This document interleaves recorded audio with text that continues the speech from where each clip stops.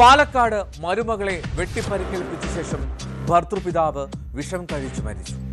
മരുമകൻ നിസ്സാര പരിക്കുകളോടെ രക്ഷപ്പെട്ടു. പലഞ്ചാത്തന്നൂർ നടക്കാവ് ശോഭന നിവാസിൽ രാധാകൃഷ്ണനാണ് ജീവനൊടുക്കിയത്. രാധാകൃഷ്ണന് കുറച്ചു ദിവസമായി മാനസിക അസ്വസ്ഥതകൾ ഉള്ളതായി ബന്ധുക്കൾ പറയുന്നു. സംഭവത്തിൽ പോലീസ് അന്വേഷണം തുടങ്ങി.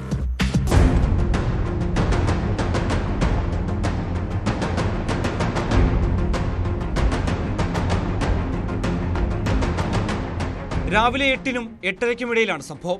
വീട്ടുജോലികൾ ചെയ്തുകൊണ്ടിരുന്ന മരുമകൾ അമിതയുടെ പിറകിലൂടെ വന്ന രാധാകൃഷ്ണൻ കയ്യിൽ കരുതിയ വാളുപയോഗിച്ച് ആക്രമിക്കുകയായിരുന്നു.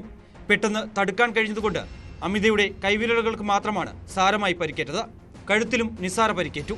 തുടർന്ന് വീട്ടുകാരും നാട്ടുകാരും അമിതയെ സ്വകാര്യ ആശുപത്രിയിൽ എത്തിച്ച് ചികിത്സ നൽകി.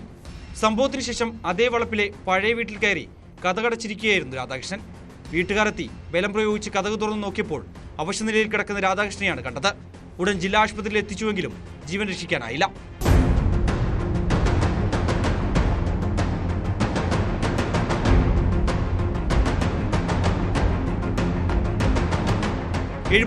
ായ രാധാകൃഷ്ണന്റെ മകൻ അശോകന്റെ ഭാര്യയാണ് അമിത.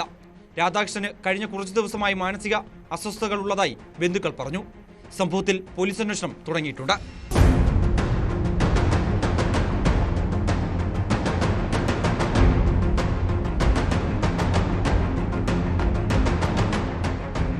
പാലക്കാട്.